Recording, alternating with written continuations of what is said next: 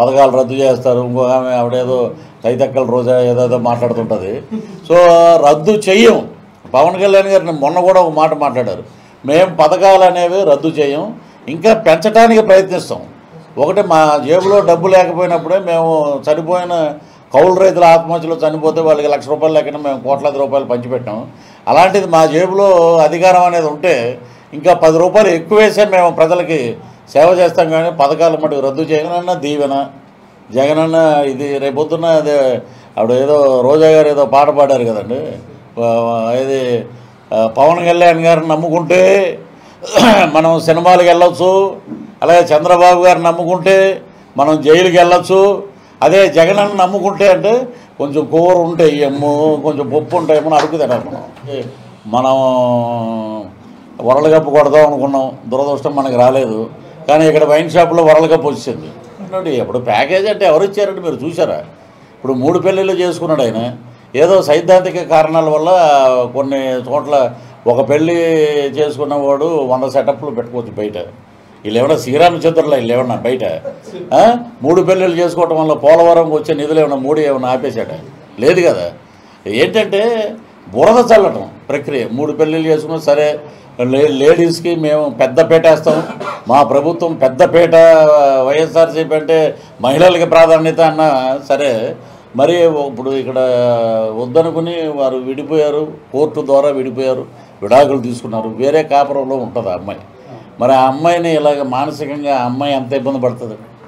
ఆ అమ్మాయికి వేరే కాపురం ఉంటుంది. ఇలాగ ఇప్పుడు నాకు తెలిసిన వ్యక్తిగతంగా విశాఖపట్నం నుంచి ఫోన్ వచ్చి, అయ్యా పనిచేసే ఇంట్లో పనిచేసే వాళ్ళు ఉంటారు కదా, వంట వాళ్ళు వీళ్ళు ఉండి ఏంటమ్మా ఇలా మాట్లాడుతున్నారంటే ఆ అమ్మాయి చాలా క్షోభపడి బాధపడ్డారంట. ఇలాంటి సంఘటనలు మరి వీళ్ళు పైశాచిక ఆనందం. 2 చోట్ల ఓడిపోయిన వాళ్ళు చాలామంది ఉన్నారు.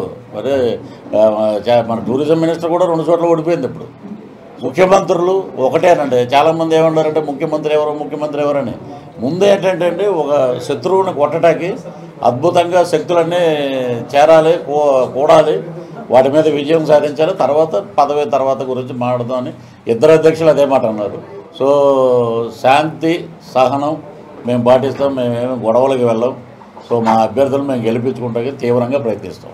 2020 ఎప్పుడైతే నేను వైసీపీ రిజైన్ చేసి బయటకు వచ్చానో ఆ రోజు నుంచి నేను జనసేనకి సపోర్ట్గా మా గురువు గారు నాగబాబు గారు చిరంజీవి గారు వారి సలహాల మేరకు నేను జనసేనకి నా వంతు నేను మాట్లాడటం, ప్రభుత్వ విధానాలను ఎండగట్టే కార్యక్రమం పెట్టుకుని 2024 మొన్న దేవుడి దగ్గర నుంచి పిలుపు వచ్చింది.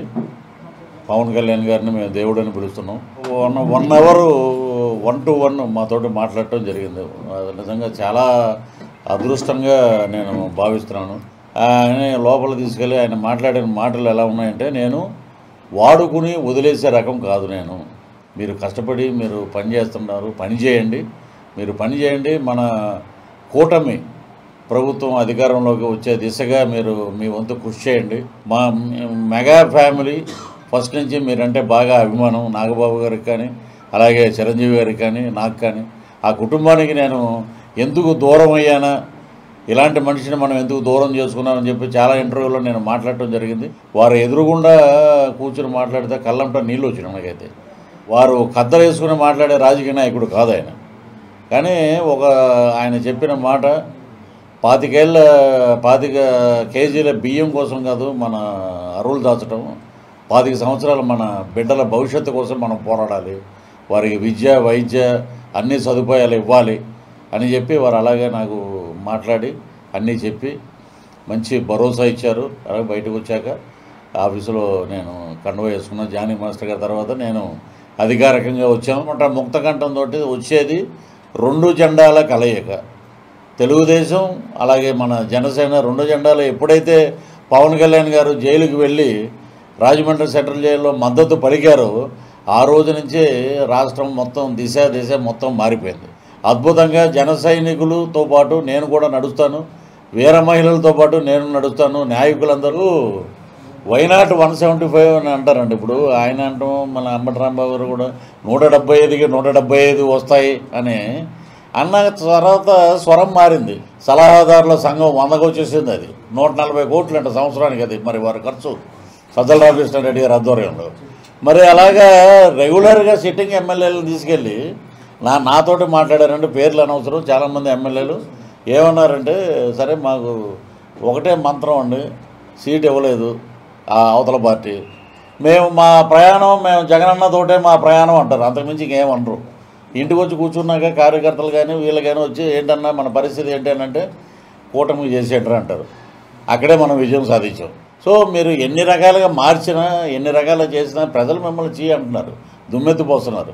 కాబట్టి ఈసారి మటుకు 136 సీట్లతోటి ఇదే మీరు రాసుకుని మళ్ళీ టెలికాస్ట్ చేయండి. 136 అసెంబ్లీ 21 పార్లమెంటు తోటి మొత్తం దుమ్ము దులిపేస్తుందండి. ఆంధ్ర రాష్ట్రంలో ఒక కొత్త వరవడి వస్తుంది జనసేన.